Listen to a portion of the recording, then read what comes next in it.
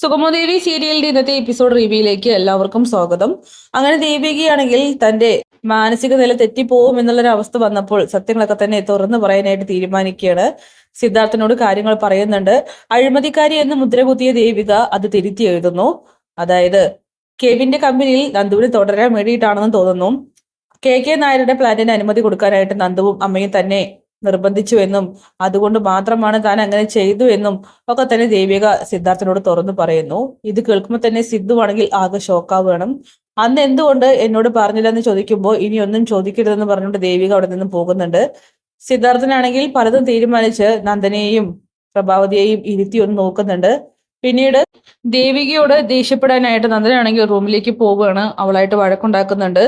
സത്യങ്ങൾ ആരോടും പറയില്ലെന്ന് പറഞ്ഞ് ഈ പച്ചനോട് എന്നെ കുറ്റക്കാരനാക്കി നിർത്തിയല്ലേ എന്നൊക്കെ ചോദിക്കുമ്പോൾ പിന്നെ ഞാൻ എന്ത് ചെയ്യണമായിരുന്നോ, സ്വയം എല്ലാം തെറ്റും സഹിച്ചുകൊണ്ട് മിണ്ടാതിരിക്കണമായിരുന്നു എന്നൊക്കെ ചോദിക്കുമ്പോൾ നിന്നെ ശരിക്കും തല്ലാണ് വേണ്ടതെന്നൊക്കെ പറഞ്ഞുകൊണ്ട് നന്ദനാണെങ്കിൽ അവളോട് ദേഷ്യപ്പെടുന്നുണ്ട്.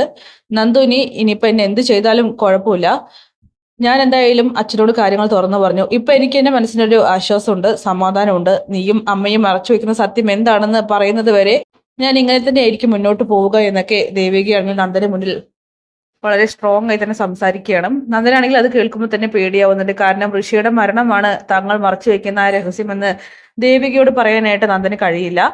അങ്ങനെ സിദ്ധാർത്ഥനാണെങ്കിൽ തന്റെ കടുത്ത തീരുമാനങ്ങൾ പ്രഭാവതിയെയും നന്ദനെയും അറിയിക്കണം. അതായത് അയാൾ ചോദിക്കുന്നുണ്ട് പ്രഭയോട് നന്ദനോടായിട്ട്, എന്തുകൊണ്ടാണ് ദേവികയോട് നിങ്ങൾ കെ നായരുടെ പ്ലാനിൽ ഒപ്പിടാനായിട്ട് നിർബന്ധിച്ചത്? അതിന് പിന്നിലെ രഹസ്യം എന്താണ്? എന്തോ വലിയൊരു ചതി നടന്നിട്ടുണ്ട്. പ്രഭയ്ക്ക് അറിയാം അതിന്റെ എല്ലാ സത്യാവസ്ഥയും, പിന്നെ ഈ പ്ലാന്റ് ഈ നാട്ടിൽ വന്നാൽ ഉണ്ടാകുന്ന ആഘാതങ്ങളും. രണ്ടുപേർക്കും അതിനെക്കുറിച്ച് നല്ല ബോധ്യമുണ്ട്. അതുകൊണ്ട് പറഞ്ഞു തരേണ്ട ആവശ്യമില്ല.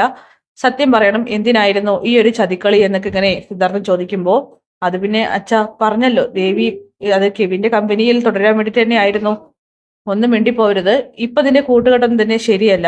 പലപ്പോഴായിട്ട് നീ കുടിച്ച് ബോധമില്ലാതെ വരുമ്പോഴൊക്കെ തന്നെ അത് നിയന്ത്രിക്കാൻ എനിക്ക് സാധിച്ചിട്ടില്ല. ഇനി ദേവികയ്ക്ക് വിഷമാവുന്ന രീതിയിലുള്ള ഒരു പരിപാടിയും ഇവിടെ ഉണ്ടാകരുത്. അവൾ ഒരുപാട് വേദനിച്ചു, ഒരുപാട് പ്രഷർ താങ്ങി. ഇനിയും എൻ്റെ മോൾക്ക് അതിനുള്ള കഴിവില്ല.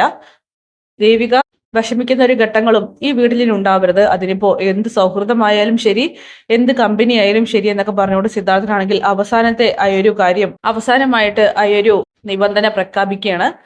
എന്തായാലും ഈ സമയം നന്ദനും അതുപോലെ പ്രഭാവതിയും ആകെ തകർന്നു പോകുന്നുണ്ട്. കാരണം സിദ്ധാർത്ഥൻ ഇനി ദേവികയ്ക്ക് താങ്ങായും തണലായും കൂടെ ഉണ്ടാകും. അതുകൊണ്ട് തങ്ങളുടെ ഒരു പരിപാടിയും അവിടെ നടക്കില്ല എന്നും ഇനി എന്തെങ്കിലും അങ്ങനെ സംഭവിച്ചാൽ അതിനുള്ള ഉത്തരവാദികൾ നിങ്ങൾ രണ്ടുപേരും ആയിരിക്കും എന്നുള്ള സത്യം പ്രഭാവതിയും നന്ദനെ മനസ്സിലാക്കിയെടുക്കുന്നു. അങ്ങനെ നന്ദനാണെങ്കിൽ ഒട്ടും വൈകാതെ ഇസബല്ലയോട് ഈ കാര്യങ്ങളൊക്കെ ബോധ്യപ്പെടുത്താനായിട്ട് പോകുന്നുണ്ട്.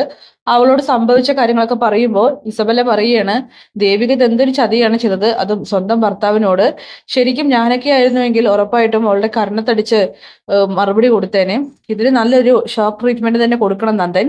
കാര്യം നിന്റെ ഭാര്യയൊക്കെ തന്നെ ആയിരിക്കും, പക്ഷെ അവൾ ഇതിന് ഉള്ള കടുത്ത ശിക്ഷ അനുഭവിക്കണമെന്നൊക്കെ പറയുമ്പോൾ അതിൻ്റെ ഒന്നും ആവശ്യമില്ല. കാരണം ദേവി അവളുടെ പ്രഷർ താങ്ങാൻ പറ്റാതെയാണ് അങ്ങനെയൊക്കെ ചെയ്തത്.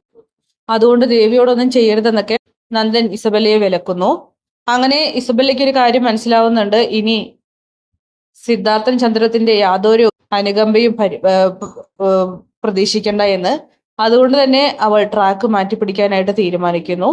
ഇനി നന്ദനെ തന്റെ വരുതിക്കുള്ളിലാക്കുക എന്നത് ബുദ്ധിമുട്ടുള്ള കാര്യമാണെന്നും ഇസബല്ല മനസ്സിലാക്കുന്നുണ്ട്. വലിയൊരു ശക്തിയാണ് ദേവികയ്ക്ക് വീണ്ടും പകർന്നു കിട്ടിയിരിക്കുന്നത് സിദ്ധു. അപ്പൊ കാത്തിരിക്കാൻ നമുക്ക് കിടിലൻ എപ്പിസോഡ്സിനായിട്ട്.